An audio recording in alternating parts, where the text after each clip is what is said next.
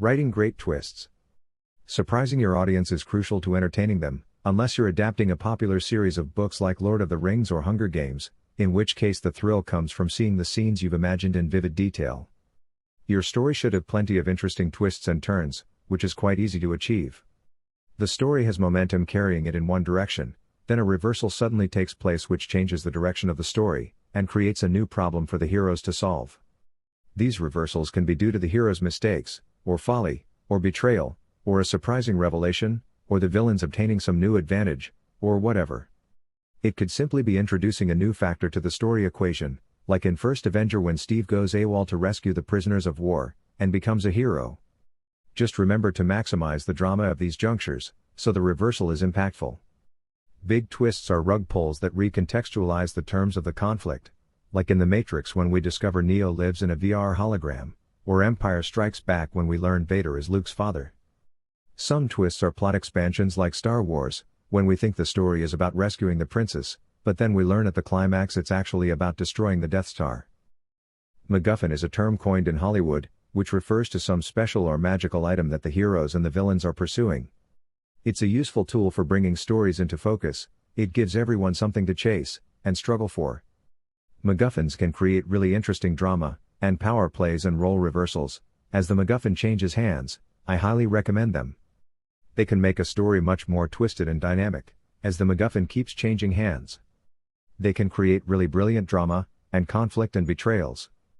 Not every story needs a MacGuffin, many of mine don't, but I recommend new writers play with this trope, because when I first did I noticed a huge improvement in the drama and dynamism of my early stories. MacGuffins can give your stories a much needed shot of adrenaline. A story can have multiple MacGuffins, as the heroes obtain one, before it serves its purpose and is no longer pursued, and another MacGuffin gains prominence as the highly sought-after item. R2-D2 was actually the MacGuffin of Star Wars. He had the technical readouts for the Death Star that both the Rebels and the Empire desired. This leads to the topic of character goals, which are an essential part of story writing. You always want your heroes and your villains to be pursuing some goal, and you want those pursuits to cause them to come into conflict with others. You want your goals to be interesting. For instance, imagine if Vader's goal in Empire had merely been to kill Luke. That would have led to a very boring climax. He either wins or he loses, and carries no interesting consequences. But what Lucas did was far more brilliant. He wanted Vader to seduce Luke to the dark side, and this created really brilliant drama, which should always be the primary goal of any writer.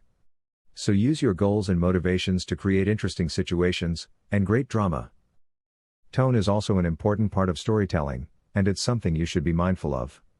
If at the end your hero dies tragically, your tone preceding that event should probably be serious and foreboding. It's okay to have light moments of levity and charm, but the general feel of the story should be grave if your death is to have the maximum effect.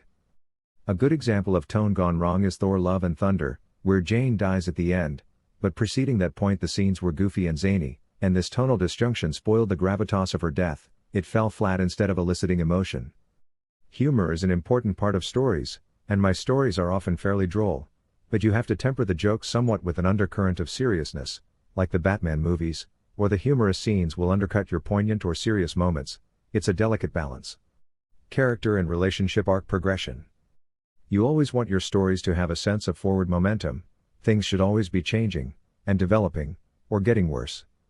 You need to balance character and relationship arcs and a sense of progress with the plot developments. I try to avoid mechanically going through the plot for too long without some kind of progress or regression in the characters' relationships, otherwise the story becomes too impersonal. It's characterization we really crave from stories, the plot is just the housing for that.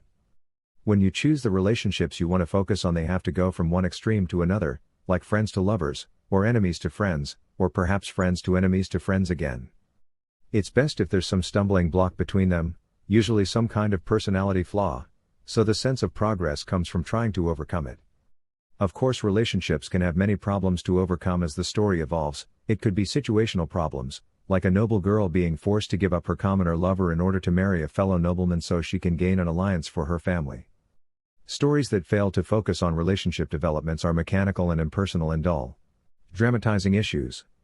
This is a neat trick for adding character development and expanding the plot. You look closely at a character and his relationship to someone else, perhaps a friend or an enemy, and you find problems between them with an interesting moral issue to explore. These issues arise from the contrasting characteristics of the characters. You're looking for points of friction between them. An example is if a hero refuses to kill, and his friend condones killing enemies, so you have a sticking point between them. Then the merciful hero is threatened by an enemy, but he has them at his mercy but he refuses to kill them. The hero's friend could argue that it's in his best interest to eliminate the enemy, to eliminate the danger he poses, but the hero could remain adamant he refuses to kill. This of course will create problems for the hero, so he is punished for his high-mindedness, as heroes often are. You're basically looking for interesting wrinkles in relationships, which you can then dramatize. This conflict is usually moral in nature, and there can be an interesting variety of issues based on individual characters and relationships. Remember, what you really want are interesting consequences for the choices, where usually the hero is punished for making the moral, or immoral choice. You could make it the hero is rewarded, but then this leads to yet another unexpected problem down the line. So remember, variety is key, and keep things interesting. The dramatic triad. This is a great bit of advice I learned from Stephen Donaldson, the brilliant author of one of my favorite fantasy series, Mordant's Need. Melodrama has a villain, a victim and a savior, but drama studies the process by which these types of characters exchange roles. This paradigm works because role reversals and power plays create dynamic stories, and also because if you make a hero into a villain or vice versa, it demonstrates moral complexity, and saves you from creating boring black and white morality plays.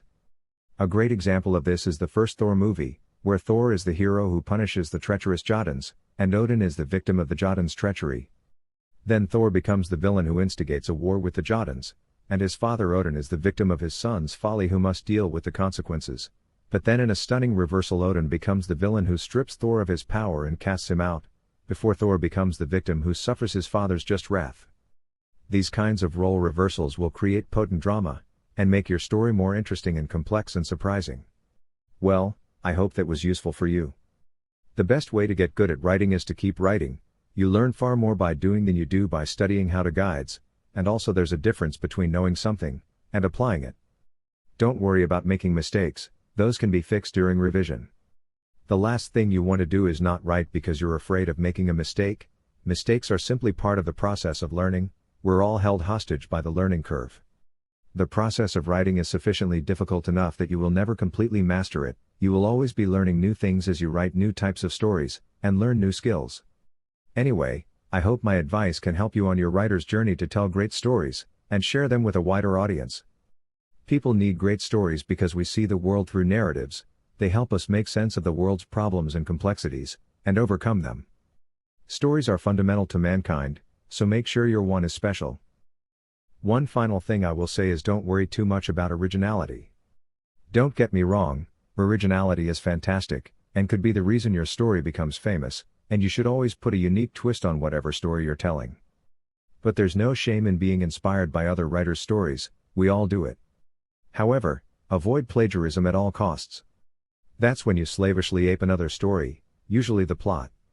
Let's say you want to write your own Witcher story. What you don't want to do is mimic the original writer's plot beat for beat. What you do want to do is inject some great wildcard into the story, so your version goes tearing off in a completely different direction, and you make your version unique and interesting. Anyway, best of luck, and good hunting. Since COVID began, I have written 14 Star Wars scripts with more on the way. Many years ago I posted 2 on the blacklist, and one of them, my first Mara Jade story, got a 7 rating, with an 8 for character and dialogue. This is what the reviewer said of its strengths. Dark Revenant distinguishes itself from many other sci-fi adventures in the marketplace in several ways. Most apparently, this is a bold piece of writing building on the most recognizable sci-fi franchise of all time.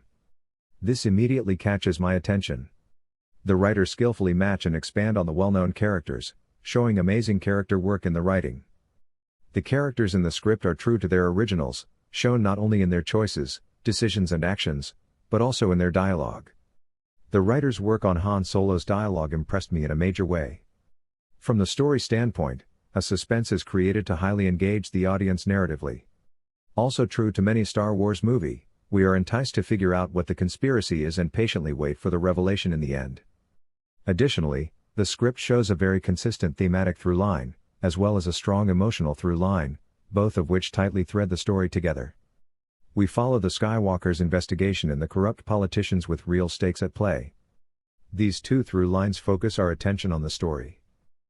Now I dare Lucasfilm to read my book Zendragon and then judge whether I have what it takes to write a good Star Wars movie. The Zendragon Order is based on the Jedi Knights. I've put my money where my mouth is and thrown down the gauntlet. Will Lucasfilm accept the challenge? My last Star Wars quadrilogy, which is still growing, will bring all my favorite Marvel actors and Christian Bale into the Star Wars universe for an epic 7-part saga. Christian Bale will play Arathane Lightstorm, the leader of the Jedi with a dark secret that profoundly alters the state of the galaxy. Chris Hemsworth will play a pilot whose world is infiltrated prior to an invasion, and he must fight the home hierarchy to do the right thing and oppose the invaders. Chris Evans will play a soldier whose world is taken over by battle droids before he fights to liberate it. Simu Liu will play a Jedi who is the bodyguard to a young queen, and their mutual attraction grows while struggling to survive fighting assassins. RDJ will play a spy, whose alter ego is a Mandalorian warrior, and Scarlett Johansson will play a Jedi trying to keep two worlds from fighting. Michael B. Jordan and Jason Momoa and Chris Pratt and Peter Dinklage are in it as well. It only sucks King T'Challa isn't alive to share the glory. He is my favorite Marvel actor. Black Panther is like Lord of the Rings to me. 4 down and 3 more to go. If you want to see some characters from my very first trilogy Way of the Force, check out my website PrestoArtNet. All the art is non-AI, and done by me, except the backgrounds. I only do foreground character art.